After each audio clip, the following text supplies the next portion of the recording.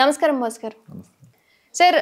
ఇప్పుడు నిర్మలా సీతారామన్ గారు కేంద్రానికి సంబంధించి బడ్జెట్ మొత్తం రిలీజ్ చేశారు. అంటే ఏ రాష్ట్రానికి ఎంతవరకు, ఏ విభాగాలకు ఎంతవరకు అనేది. బట్ ఇప్పుడు మన రెండు తెలుగు రాష్ట్రాలకు సంబంధించి ఆంధ్రప్రదేశ్లో ఎంతవరకు బడ్జెట్ రిలీజ్ చేశారు, ఈవెన్ తెలంగాణకు ఎంతవరకు బడ్జెట్ రిలీజ్ చేశారు, చేసిన బడ్జెట్ సంబంధించి దేనికి ఎంతవరకు యూస్ ఉంది అన్నది చాలా మందికి తెలియదు. ఇప్పుడు మన తెలుగు వాళ్ళకైనా బడ్జెట్ రిలీజ్ చేశారు అంటే చేశారు అంతే. ప్రతిసారి చాలా మందికి తెలియదు. ఒక 100%లో మ్యాక్సిమం ఒక 60% పీపుల్కి బడ్జెట్ వచ్చింది, ఇంతవరకు యూజ్ ఉంది, లేదా ఇంతవరకు ఇది మనకు అనవసరం అని చెప్పి పట్టించుకునే వాళ్ళు ఉంటారు. 40% నేను అనుకుంటున్నాను అసలు బడ్జెట్ అంటే తెలియని వాళ్ళు కూడా ఉన్నారు. తెలంగాణ ఆంధ్రకి సంబంధించి ఎంతవరకు బడ్జెట్ రిలీజ్ అయింది, ఏ విభాగాలకు అయింది, ఎంతవరకు యూజ్ ఉంది అంటారు? ఓకే, మీది చాలా వ్యాస్ట్ క్వశ్చన్ అడిగారు, అంటే ఇంత పెద్ద క్వశ్చన్ అడిగారు. దాన్ని సింప్లిఫై చెప్పాలంటే నేను కాంట్రవర్సీలోకి వెళ్ళకుండా ఐ వాంట్ టు క్రియేట్, ఎందుకంటే I want to tell you the answer. ఎందుకంటే ఇవాళ రేపు నిన్న అసెంబ్లీలోనేమో తెలంగాణ అసెంబ్లీలో రేవంత్ రెడ్డి గారు తీర్మానం ప్రవేశపెట్టారు. మాకు అన్యాయం జరిగింది, మీరు కేటాయింపులు మార్చండి అనేది ఒకటి.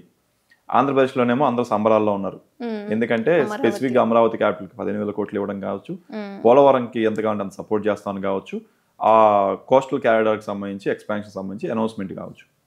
అయితే నేను ఈ విషయంలో నేను అందరికీ చెప్పదలుచుకున్నా ఒకటేనండి, ఇది ఇంతటితో అయిపోలేదు కదా. బడ్జెట్ అనేది ఇవాళ ఒక్కడితో కాదు, ఎవ్రీ ఇయర్ మారుతూ ఉంటుంది. ప్రాధాన్యత అవసరాల బట్టి ఒక్కోసారి అనౌన్స్మెంట్ ఉంటుంది. ఇదే తెలంగాణ లేదా ఇదే ఆంధ్రప్రదేశ్ 2014లో విడిపోయినప్పుడు సంబరపడింది తెలంగాణ, బాధపడింది ఆంధ్ర. ఇదే ఆంధ్రప్రదేశ్ 2019లో జగన్మోహన్ రెడ్డి గెలిచినప్పుడు అక్కడ ఆనందపడ్డారు.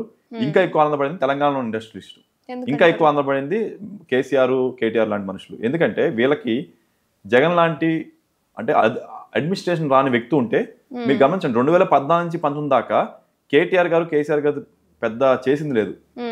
ఈ కంపెనీ తెచ్చింది ఏంటి, మీకు కావాలని చూసుకోండి. అంటే నేను ఐఎమ్ టాకింగ్ ఫ్యాక్ట్స్, నేనేదో క్రియేట్ చేయట్లేదు. పాతది మనం వెళ్ళి చూడాల్సి, మనం ఒకసారి చెక్ చేస్తే 2014 నుంచి 19 దాకా చేసింది లేదు. ఎందుకంటే అక్కడ చంద్రబాబు నాయుడు గారు ఏంటంటే ఎఫెక్టివ్గా చేస్తున్నారు. అక్కడ ఏ కంపెనీని ఎక్వైర్ చేయాలంటే వాళ్ళు తెలుగు ఎక్వైర్ చేసేస్తున్నారు. ఇక్కడ కేటీఆర్ గారికి పాపం మార్కెటింగ్ స్ట్రాటజీ ఉంది, కానీ ఆ కంప్లీషన్ స్ట్రాటజీ లేదు. అంటే ఎక్కడ డీల్ క్లోజ్ చేయాలనేది ఇంకా ఆయనకి నేర్చుకోవాలి. బట్ ఆ 14 నుంచి 19 దాకా వాళ్ళు దే హావ్ అండర్స్టూడ్ ఏంటి, వేరే పార్టీలో ఉన్న వాళ్ళందరూ టీడీపీ పార్టీని కావచ్చు, కాంగ్రెస్ పార్టీ నుంచి పెద్ద పెద్దలను తీసుకొచ్చి వీళ్ళ దాంట్లో చేయమని చెప్తున్నారు. ఈ రోజు అంటే ఏదో అది అంటే పొలిటికల్గా మనం వద్దు కాబట్టి చెప్తున్నాను, బడ్జెట్ గురించి మాట్లాడుతున్నాం కాబట్టి. సో అప్పుడు వాళ్ళందరూ తీసుకొని వచ్చినప్పుడు వాళ్ళ ఎక్స్పీరియన్స్ పర్సన్ అన్ని వాడేసి అడ్మినిస్ట్రేషన్ స్టార్ట్ చేయడం చేశారు. 2019కి స్టెబిలైజ్ అయింది. అదే టైంలో స్టెబిలైజ్ వచ్చిన ఏమంటే, ఎప్పుడైతే ఆంధ్రప్రదేశ్లో జగన్ లాంటి వ్యక్తి వచ్చి ఈజ్ అన్ఫెమిలియర్ ఫర్ ఇన్వెస్టర్స్ అన్నప్పుడు, ఆ ఇన్వెస్టర్ అందరూ వచ్చి హైదరాబాద్ని సడన్గా లేపేశారు. ఒకప్పుడు మనం ఇల్లు కొనుక్కోవాలంటే ఈజీగా ఉండేది హైదరాబాద్.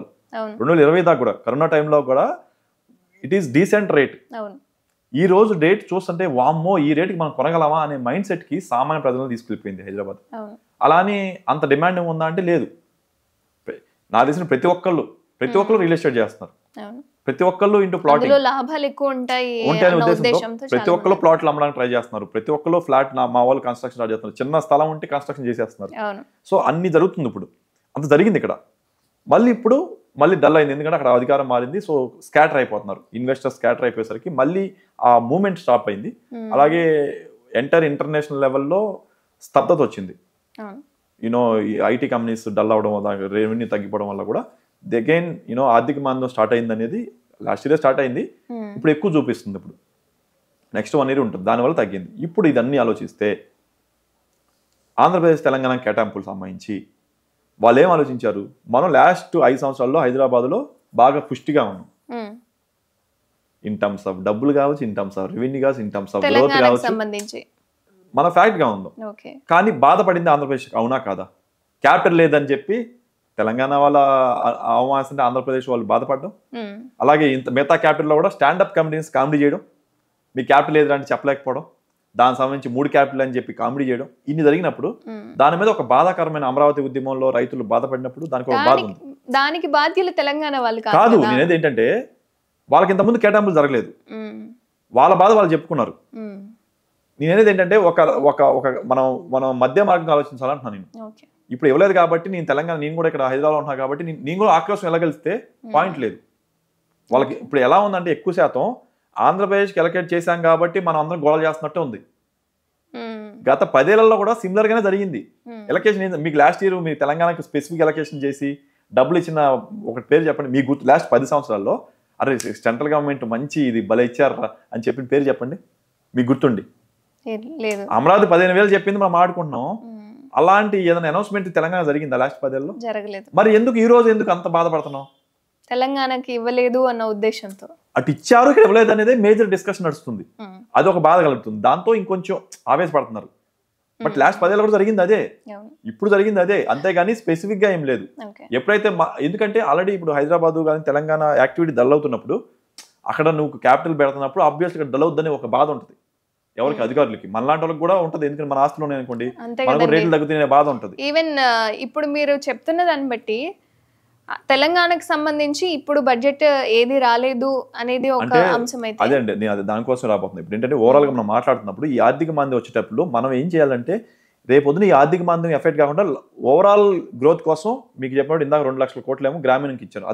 అది తెలంగాణలో గ్రామీణ గ్రోత్ వచ్చింది, ప్రతి పల్లెటూరుకి వచ్చింది. మరి ఎలకేట్ చేసినట్టే కదా, జీరో అయితే కాదు కదా. అలాగే పర్సెంటేజ్ వస్తుంది, ఎవ్రీ విలేజ్ కి ఉంటది. ఇక్కడ బాధ ఏంటంటే మాకంటూ స్పెసిఫిక్ గా అనౌన్స్ చేయలేదు అనేది బాధ. ఆల్రెడీ ఉంది అన్న ఉద్దేశంతో ఎక్కడ ఫోకస్ పెట్టాలి, ఎక్కడ ఈ ప్రయారిటీ పెట్టాలనే ఉద్దేశంతో వాళ్ళు 2 ప్రయారిటీ. ఆంధ్రప్రదేశ్ లో చాలా రిక్వైర్మెంట్స్ ఉంటాయి. రాయలసీమ వెనకబడి, తెలంగాణ కంటే రాయలసీమ వెనకబడింది కదా. మరి రాయలసీమ ప్రత్యేక ప్యాకేజ్ అనౌన్స్ చేయమని ఎప్పటి నుంచే మాట్లాడుతున్నారు, అయిందా? మరి వాళ్ళు కూడా గోల్ చేయాలి కదా. లాజికల్ చెప్పాలంటే మనకంటే దారిద్ర్యంగా ఉన్నారు కదా, అలాంటప్పుడు వాళ్ళు కూడా గోల్ చేయాలి కదా. నేను చెప్పంటే నేను న్యూ పర్స్పెక్టివ్ ఇవ్వడానికి ట్రై చేస్తున్నాను మీ ఛానల్ ద్వారా, ఓకేనా? ఎందుకంటే మనం రాంగ్ గా దీన్ని ఇంటర్ప్రిట్ చేస్తున్నాము. ఇక్కడ ఏమైపోతుందంటే అటు ఇచ్చారనే బాధతో మనం మాట్లాడుతున్నట్టు అనిపిస్తుంది, కానీ ఇది రియల్ గా మనకు అన్యాయం జరిగింది అయితే అనుకోండి. ఎందుకంటే స్పెసిఫిక్ అనౌన్స్ చేయలేదు. ఫర్ ఎగ్జాంపుల్ అండి, leave about central budget, state budget లో రేవంత్ రెడ్డి గారు బడ్జెట్ ప్రవేశపెడతారు, బట్టి విక్రమార్క గారు బడ్జెట్ పెడతారు. దీంట్లో ఒక జిల్లాకి ఒక అనౌన్స్ చేశారు, ఒక 5,000 ప్యాకేజీ ఒక జిల్లాలో ఇది కడదామని. మిగతా జిల్లాలో వచ్చి ధర్నా చేయాలా? మీ లాజిక్ చెప్పండి. సాధారణంగా ఊరుకోరు కదా. ఎగ్జాక్ట్లీ. అలాగే ఒక జిల్లాకి పెట్టిందంటే ఒక జిల్లాలో ఒక గ్రామానికి ఒక మండలానికి అనౌన్స్ చేశారు మంచిగా ఒక 1,000 కోట్లు. మిగతా 3 మండలాలు వచ్చి గోల్ చేయాలా? లాజిక్ అంటే చేస్తారు. ఎందుకంటే అదేనండి, చేస్తారనే దానికి ఏది ప్రయారిటీ అనేది ఉంటుంది. ఒకేసారి మనం అందరికి అనౌన్స్ చేయలేం కదా. There is a priority for specific project. Bullet train ఉందండి. మనం ఈ రోజు కొంతమంది ఏం మాట్లాడతారు, ఈరోజు తినడానికి తినలేదు కానీ మీకు బుల్లెట్ ట్రైన్ కావాలా? కానీ ఇట్స్ ఎ ప్యారలల్ ప్రయారిటీస్ ఉంటాయి. అది మన ఛానల్లో మనం చెప్పుకుంటే దానికి కొంతమంది చూసి నవ్వుకోవచ్చు కాక, లేకపోతే ఏంటి ఇలా మాట్లాడుతున్నాడు ఈ చాట్ అకౌంట్ అనుకోవచ్చు కాక. But I want to think like A bird eye view. ఆలోచించాలి. ఎందుకంటే మనం ఇచ్చే జిఎస్టీ పే చేసిన దాంట్లో ఆల్రెడీ 9% మనకు ఉండిపోతుంది స్టేట్ కి. ఇంకో 9% లో మళ్ళీ 40% వెనక్కి వస్తుంది స్టేట్ గవర్నమెంట్స్ కి. మనం మీరు జిఎస్టీ కట్టారు అనుకోండి 18% అనుకోండి, 9% స్టేట్ కి ఉంటుంది, 9% సెంటర్ కి వెళ్తుంది. 28 అనుకోండి, 14% మనకు ఉంటుంది, స్టేట్ కి ఉంటుంది, 14% సెంటర్ కి వెళ్తుంది. మళ్ళీ వెళ్ళిన 14% లో కూడా మళ్ళీ 40%. సపోజ్ 14 into 40% అంటే ఆల్మోస్ట్ 6% కదా. ఈ 6% మళ్ళీ వెనక్కి వచ్చేస్తుంది. అంటే 14 + 6 అంటే 20% మనకు వచ్చేస్తుంది. కానీ స్టిల్ మిగతా దాంట్లో కూడా నాకు ఇవ్వమండి అనేది గోల జరుగుతుంది ఎప్పటికప్పుడు. సెంట్రల్ గవర్నమెంట్ ఏం చేస్తుందంటే ఒక పెద్దన్న పాత్ర, ఇంట్లో ఒక పెద్ద, ఇప్పుడు నలుగురు కుటుంబంలో 9 ఉన్నారు, 9 సంపాదిస్తున్నారు. 9 దగ్గర నుంచి కొంత తీసుకొని ఇంకో 2 తమ్ముళ్ళు బాగా, 9లో 2 బాగా సంపాదిస్తున్నారు, 2 సంపాదించట్లా. వాళ్ళకి అవసరానికి కూడా కొంత తీసి వాళ్ళకి సర్దుతున్నాం. అంటే 9కి ఈక్వల్ గా రావడం, అంటే ఏది ప్రయారిటీ చేయడానికి మరీ ఏమి చేయకుండా చేసేసి 9 దగ్గర నుంచి లాకేసుకొని మొత్తం వీళ్ళకే పెట్టామనుకోండి, అది అన్యాయమే. సార్ నాకు ఇప్పుడున్న పెద్ద డౌట్ ఏంటంటే, ఇప్పుడు మీరు చెప్పిన దాని ప్రకారం ఆంధ్రకి అంతకు ముందు లేదు కాబట్టి ఇప్పుడు తెలంగాణకు సంబంధించి హైదరాబాద్లో ఎక్కువ డెవలప్మెంట్ అయింది. ఈవెన్ చాలా కంపెనీస్ వచ్చి ఇక్కడ డెవలప్ చేయడము, ఇక్కడ ఏరియా క్వాలిటీ అనేది పెంచడం జరిగింది. బట్ ఇప్పుడు ఆంధ్రప్రదేశ్కి సంబంధించి అక్కడ కూడా డెవలప్మెంట్ అనేది అవుతుంది, స్టార్ట్ అయింది. Maybe 2 to maximum 4 to 5 years లో అక్కడ కూడా డెవలప్మెంట్ అనేది అవుతుంది. తెలంగాణలో హైదరాబాద్కి సంబంధించి ఇక్కడున్న ప్రాపర్టీ ఏదైనా అటు షిఫ్ట్ అయ్యే ఛాన్సెస్ ఉన్నాయా? హైదరాబాద్కి సంబంధించి ఏదైనా లో అయ్యే ఛాన్స్ ఉందా? ఖచ్చితంగా రియల్ ఎస్టేట్ అయితే డల్ అవుతుందండి, అందులో డౌట్ లేదు. మనం ఎంత మాట్లాడుకున్నా ఇంతమంది ఆల్మోస్ట్ 1.5 పాపులేషన్ హైదరాబాద్లో నివసిస్తున్నారు. ఇందులో ఒక ఆల్మోస్ట్ నా దేశం ఒక 70-80 లక్షల ఆంధ్రప్రదేశ్ వాళ్ళు ఉంటారు. వీళ్ళలో ఇంతకుముందు ఒక జగన్ వచ్చినప్పుడు ఏమైందంటే ఎకనామిక్ యాక్టివిటీ ఆయన కిల్ చేశారు. ఎకనామిక్ యాక్టివిటీ అంటే ఒక ఎయిర్పోర్ట్ వచ్చింది, ఇలాగ ఒక కంపెనీ వచ్చింది, ఆ కంపెనీ చుట్టూ చిన్న కంపెనీలు వస్తాయి. ఆ చిన్న కంపెనీలు వచ్చింది కాబట్టి హోటల్స్ వస్తాయి. ఆ హోటల్ దగ్గరలో మళ్ళీ రెస్టారెంట్లు వస్తాయి. రెస్టారెంట్ దగ్గరలో మళ్ళీ ఉండడానికి కార్లు పెరుగుతూ ఉంటాయి. ఈ కార్లు పెరుగుతూ ఉన్నప్పుడు మళ్ళీ నీకు పెట్రోల్ పంపులు వస్తాయి. ఒక మంచి ఇండస్ట్రీ వస్తే ఇన్ని యాక్టివిటీ జరుగుతుంది. ఈ యాక్టివిటీని జరుగుతున్నప్పుడు ఆంధ్రప్రదేశ్లో మన జగన్మోహన్ రెడ్డి గారు వచ్చాక ఆయనకి ఏం తెలియక స్టార్టింగ్ లో తెలియని విధానం వల్ల అన్నిటినీ ఆపేసుకుని వచ్చారు. ఫస్ట్ పాతలను ఆపేయండి, మొత్తం ఆపేసి అని చెప్పి కొత్త ప్రధానం రివర్స్ టెండరింగ్ అని చెప్పి ఒక 6 నెలల పాటు గెలిపేశాడు కదా. టీడీపీకి సంబంధించి తెలియనితనం అంటే అది తెలియనితనం వల్ల, ఆ అడ్మినిస్ట్రేషన్ తెలియనితనం వల్ల వాళ్ళు అలా చేసేసరికి అది వెళ్ళి ఏమైంది, ఆ ఎకనామిక్ యాక్టివిటీ తగ్గేసరికి రోజు వాళ్ళు కూలీలు ఉంటారు. ఈ రోజు సంపాదించుకోవాలి, నేను ఒక 6 నెలలు వెయిట్ చేయలేను. సో ఈ 6 నెలల కోసం ఏం చేశానంటే నేను అంటే నాకు ఎక్కడ కనపడుతుందని చూడంగానే నాకు హైదరాబాద్ ఈజ్ ద లొకేషన్ అయిపించేసరికి మీరు గమనిస్తే ఆ 2019 నుంచి హైదరాబాద్ లో రెంటల్ వాల్యూస్ పెరగడానికి, ఇప్పుడు ముప్పుడు హోటల్స్ పెరగడానికి, ఇప్పుడు ముప్పుడుగా రిక్వైర్మెంట్ వాటర్ క్రైసిస్ వచ్చింది, ట్రాఫిక్ క్రైసిస్ వచ్చేసింది మనకి. మీరు అది గుర్తుంది, ఆ టైంలో సడన్ గా మీరు లాస్ట్ 3-4 ఇయర్స్ సడన్ గా వచ్చింది. ఏంట్రా అంటే people are coming to state for daily wages, especially people are daily wages ఎక్కువ వస్తారు. కన్స్ట్రక్షన్ పెరిగిపోయింది ఇక్కడ. సో కన్స్ట్రక్షన్ పెట్టినప్పుడు మీకు డైలీ వర్కర్స్ కావాలి కదా. వాళ్ళు నాట్ ఓన్లీ మన ఒరిస్సా అక్కడి నుంచి వచ్చేవాళ్ళు కాకుండా వీళ్ళు ఆంధ్ర నుంచి వచ్చిన కూడా ఎక్కువ మంది వచ్చేసారు. చాలా మంది ఉంటారు. ఈవెన్ ఎలక్షన్స్ అప్పుడు ఎప్పుడు చూసుకున్నా సరే అసలు బస్సులు రద్దీ మొత్తం తెలంగాణ వాళ్ళు ఉన్నారా లేదా ఆంధ్ర వాళ్ళే ఉన్నారా అన్న లెవెల్లో ఉంటుంది కదా. సో అంతమంది వచ్చేసారు. ఇప్పుడు మళ్ళీ అటు పక్కన ఏమైంది, అడ్మినిస్ట్రేషన్ తెలిసిన వ్యక్తులు వచ్చారు. వీళ్ళేంటి ఎకనామిక్ యాక్టివిటీ అనే లాజిక్ వాళ్ళకి తెలుసు, పరిపాలన అంటే ఏంటనే తెలుసు. Now they need to bring ఒక 4-5 మంచి కంపెనీలు తేవడం, ఆ కంపెనీ చుట్టూతో వాళ్ళకి మంచి ఎలకేషన్ చేస్తే దాని చుట్టూతో 10 చిన్న కంపెనీలు వస్తాయి, హోటల్ పెరుగుతాయి, యాక్టివిటీ పెరుగుతుంది. యాక్టివిటీ పెరిగినప్పుడు ఏంటి, వాళ్ళకి పని మనుషులు కావాలి, లేదా వర్కర్స్ కావాలి, లేకపోతే మధ్యలో డ్రైవర్స్ కావాల్సి వస్తుంది. సో దానికి సంబంధించిన వాళ్ళందరూ కావాలి కాబట్టి కొంతమంది మళ్ళీ షిఫ్ట్ అవుతారు. కాకపోతే భయం ఉంటుంది వాళ్ళకి, అమ్మ మళ్ళీ 2024-2029 ఇంకో 4-5 సంవత్సరాలు మనం ఇక్కడ బతికాం. డైలీ వేస్ మాక్సిమం వెళ్ళిపోతారు రిక్వైర్మెంట్ ఉన్న వాళ్ళు. వాళ్ళకి ఏంటంటే ఇక్కడ ఉంటారు, అక్కడ ఏరియా తెలిసిన వాళ్ళు ఉంటారు, వాళ్ళు వెళ్ళిపోతారు. కానీ ఇక్కడ ఆల్రెడీ నాలంటున్నాను అనుకోండి, నాలంటారు ఇక్కడ ఇల్లు కొనేసుకొని ఇక్కడే ఉంటున్నాను అనుకోండి, నాకు వెళ్ళడానికి కొంచెం ఆలోచిస్తాను. ఆల్రెడీ అన్ని ఉంచుకున్నాం, అక్కడికి వెళ్ళినా కానీ లాస్ట్ టైం ఇలా దెబ్బడింది, మళ్ళీ వాడు వస్తే మైండ్, ప్రతి ఒక్క సామాన్య మైండ్ లో మళ్ళీ అలాంటి వాడు వచ్చాడు అనుకో, మళ్ళీ నేను వెనక్కి రావాలి, ఎందుకు ఇక్కడ బాగానే ఉంది ఇప్పుడు. సో అలా ఉన్నోళ్ళు కూడా ఉంటారు. ఎగ్జాక్ట్లీ. సో ఈ రకంగా మీరు అడిగిన క్వశ్చన్స్ కి ఆన్సర్ ఏంటంటే ఖచ్చితంగా దెర్ ఈస్ ఎ కరెక్షన్ ఉంటుంది in terms of pricing, in terms of rental pricings, in terms of real estate pricing లో ఖచ్చితంగా there is correction because people are moving. Another important factor ఏంటంటే ఆర్థిక మాంద్యం రాబోతుంది, financial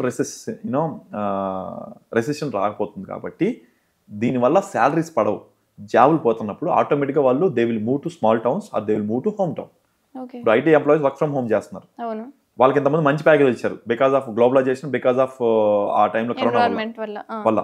so now that will not be the case, ఎందుకంటే మిమ్మల్ని bench మీద కూర్చోబెట్టి తీసేస్తూ ఉంటారు ఐటీ ఎంప్లాయీస్ చాలా మంది. ఎందుకంటే వరల్డ్ లెవెల్ ఐటీ సర్వీసెస్ ఏదైతే ఉందో ఆటోమేషన్ చేశారు. ఇంతకుముందు ఆటోమేషన్ చేయడం కోసం ఎక్కువ మంది కావాల్సి వచ్చారు, ఇప్పుడు ఆటోమేషన్ అయిపోయింది, కోడింగ్ అయిపోయింది, సిస్టమ్ ఈజ్ రెడీ అయింది. నాకు అవసరం లేదు, వర్క్ లేదు, ఎందుకంటే నా ఇంతకుముందు 4 కావాల్సిన చోట 2 చాలు. ఇప్పుడు I need to maintain this. ఇప్పుడు ఇల్లు కడుతున్నాము అంటే మనకు స్టార్టింగ్ లో ఎక్కువ మంది కావాలి కాబట్టి చివర్లో ఓన్లీ ప్లాస్టరింగ్ మాత్రం 2-3 కావాలి. ఈవెన్ ఇల్లు అయిపోయిన తర్వాత మీతో పని నాకు ఇల్లు వచ్చిందండి ఆబ్వియస్లీ. సో వాళ్ళ బేసిక్ ఆటోమేషన్ అయిపోయాక వాళ్ళకి ఓన్లీ మెయింటెనెన్స్ కి టెక్నికల్ పీపుల్ కావాలి, కాకపోతే దానికి మ్యాన్ పవర్ తక్కువ కావాలి. సో వీళ్ళందరినీ మెల్లిమెల్లిగా జాబులు తీసేస్తారు. ఈ జాబ్ తీసిన హైదరాబాద్ లో మెయింటెనెన్స్ కోసం ఉండలేదు, ₹1,00,000 కావాలి, 2 నెలలు చూస్తారు, 3 నెలలు చూస్తారు, నాగోడ నుంచి వెళ్ళిపోతారు. ఇది ఆల్రెడీ అమెరికాలో 50% సేల్స్ పడిపోయింది, అందరికి సర్వీస్ ఇన్కమ్ పడిపోయింది. అక్కడి నుంచి ఇక్కడ రావడానికి 4 నెలలు పట్టింది ఎఫెక్ట్ తెలియడానికి. ఆ ఎఫెక్ట్ తెలిస్తే ఇక్కడ మళ్ళీ 3 నెలలు వాళ్ళు వెయిట్ చేస్తారు ఇళ్లలో ఉండి. ఇది ఆల్రెడీ జరిగింది, ఇది లాస్ట్ ఇయర్ అక్టోబర్ లో జరిగింది, 4 months అయిపోయింది, ఫిబ్రవరి ఇప్పుడు జరిగింది. ఇప్పుడు ఆల్రెడీ హైదరాబాద్ ఆల్రెడీ మీకు తెలుస్తుంది కూడా, డల్నెస్ క్రియేట్ అయింది. దాంతో ఎగ్జాక్ట్లీ దాంతో ఆల్రెడీ ఆంధ్రాలో వచ్చింది కాబట్టి they will try to move to that side to create some to gain some any opportunity ఉంటుంది, తీసుకుందాం కొత్తగా. ఎందుకంటే అక్కడ ఏదో జరుగుతుందని, అంటే జరుగుతుందా లేదని నాకు తెలియదు, మేబీ జరగచ్చు, ఎందుకంటే ఇప్పటి వరకు ఏది లేదు కాబట్టి. అంటే అది ఎక్వైర్ చేయడం కోసం చాలా మంది మూవ్ అవుతారు, అదొక ఎఫెక్ట్. రెండోది ఆల్రెడీ ఆర్థిక మంది ఉండడం వల్ల ఆ ఎఫెక్ట్ వల్ల ప్రైసెస్ విల్ బి చేంజ్డ్. ఖచ్చితంగా కొంచెం క్రైసిస్ అయితే ఉంటుంది. ఆ చేంజ్ అనేది ఆర్థిక మాంద్యం వల్ల అంటే జాబ్స్ పోవడం వల్ల కొత్తవి వెతుక్కునే ఛాన్సెస్ ఉంటాయి. అండ్ బేస్ వాల్యూ అనేది తగ్గడం వల్ల కావచ్చు. ఎందుకంటే సొంతూరు, సొంతిల్లు, మన వాళ్ళు, మనది అన్నది కొంతవరకు ఉంటుంది కాబట్టి మేబీ ఉండొచ్చు. అదొకటి. రెండోది అక్కడ పని దొరికితే వెళ్ళిపోతారు కదండి. ఇప్పుడు నాలాంటి వాళ్ళు అక్కడ ఫిక్స్ అయిపోయిన వాళ్ళు, ఇల్లు కొనుక్కున్న వాళ్ళు వేరు. అక్కడ ఆల్రెడీ పని ఉండి టెంపరీ వచ్చి అద్దెల్లో, చిన్న చిన్న ఇళ్లలో అద్దెల్లో ఉండే వాళ్ళు, వాళ్ళకి కావాల్సిన పని కావాలి. అక్కడ పని దొరుకుతుందంటే వెళ్ళిపోతారు. అక్కడ పని దొరకాలంటే ఏం చేయాలి? తవ్వకాలు దొరుకుతూ ఉండాలి, వర్క్లు దొరుకుతారు. ఇప్పుడు 15,000 కోట్లు అమరావతికి అలొకేట్ అయినాయి. ఈ 15,000 కోట్లు అమరావతి చుట్టుపక్కల ఖర్చు పెడతారు. సో అక్కడ పని చేయడానికి పని వాళ్ళు కావాలిగా, జేసీబీలు కావాలిగా, జేసీబీ డ్రైవర్ కావాలిగా. హైదరాబాద్ లో జేసీ డ్రైవర్ పిలిపిస్తారు. మీకు అర్థమైందా? They need some connection. దానివల్ల కొంత మూవ్మెంట్ ఉంటుంది. కాబట్టి ఇక్కడ కొంచెం డల్ ఉంటుంది.